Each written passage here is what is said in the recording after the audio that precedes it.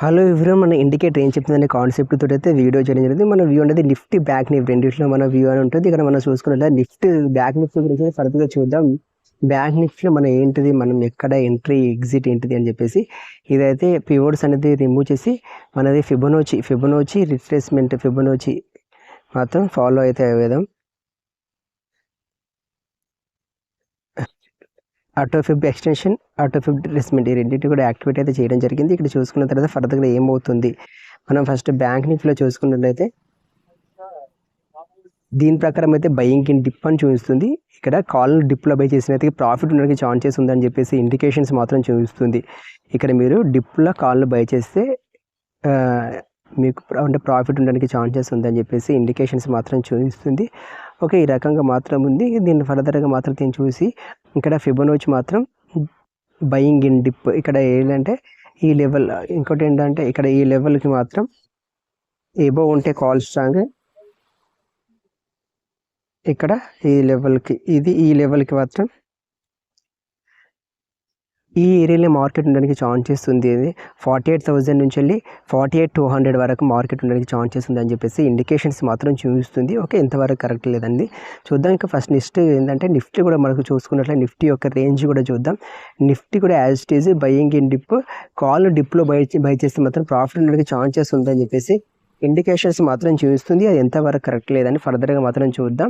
ఇక దీని ప్రకారం అయితే బౌలింగర్ బ్యాండ్స్ అయితే మనమైతే ఒక రేంజ్ని అయితే సెట్ చేసిన తర్వాత ఈ రకంగా మాత్రం ఉంది. ఇంకా కాళ్ళు వాళ్ళకి మాత్రం ఛాన్సెస్ ఎక్కువ ఉన్నాయి. పుట్టు కూడా ప్రాఫిట్ ఎప్పుడైతే పుట్టు పైకి వెళ్తుందో మనమైతే లోలో కాల్ను బై చేసి మాత్రం ప్రాఫిట్ ఉండడానికి మాత్రం ఛాన్సెస్ ఉందని చెప్పేసి ఇండికేషన్స్ మాత్రం చూపిస్తుంది. సరే చూద్దాం అది ఎంతవరకు కరెక్ట్లా లేదా అని చెప్పేసి. ఇక నెక్స్ట్ ఇక్కడ బ్యాంక్ నిఫ్టీలో కూడా మనం చూసుకున్నట్లయితే దీంతో అయితే ఇవి రెండు రిమూవ్ చేసి బౌలింగర్ బాండ్స్ తోటి అయితే మనమైతే ఒక సెటప్ని అయితే గీద్దాం. దాని ప్రకారం అయితే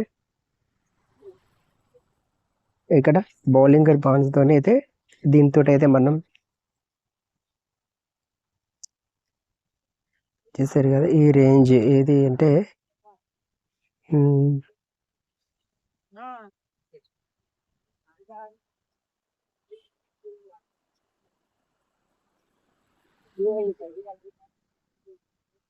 దీనికి పైన ఇది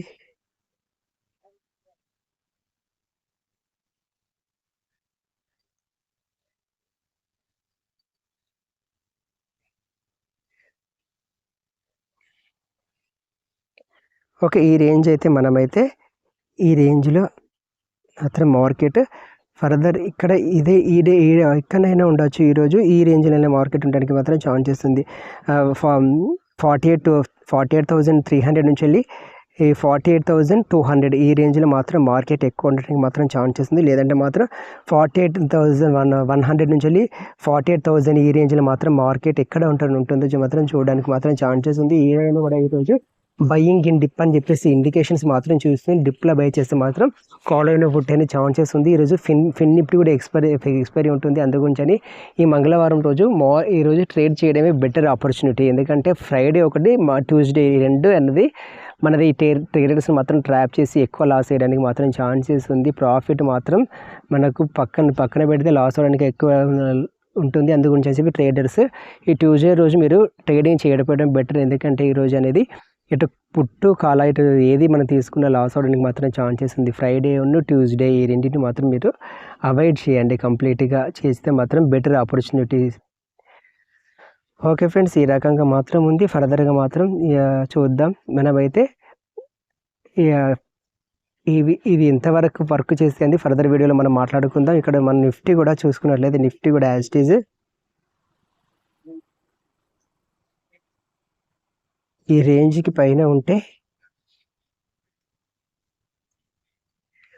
22,485 నుంచి వెళ్ళి 22,500 ఈ రేంజ్లో మాత్రం మార్కెట్ దీని ఉంటుందని ఎక్స్పెక్ట్ చేస్తున్నా. ఇక్కడైతే 2,500 వరకు అయితే మార్కెట్ వెళ్ళడానికి మాత్రం ఛాన్సెస్ ఉందని చెప్పేసి ఇండికేషన్స్ మాత్రం చూపిస్తుంది. ఓకే ఫ్రెండ్స్, నేనైతే ఇండికేషన్ ఏం చెప్తుంది దాని ప్రకారం అయితే ఫాలో అవ్వడం జరుగుతుంది. ఏదైతే టాప్ 5 ఇండికేటర్ ప్రతి ఇండికేటర్ గురించి మనం చూసిన తర్వాత ఏదైతే టాప్ 5 ఇండికేటర్స్ ఉన్నాయో వాటితో అయితే మనం ట్రేడింగ్ చేయడం జరుగుతుంది. వాటితో ఇండికేటర్స్ ఏం చెప్తే అది ఫాలో అయితే అవుదాం.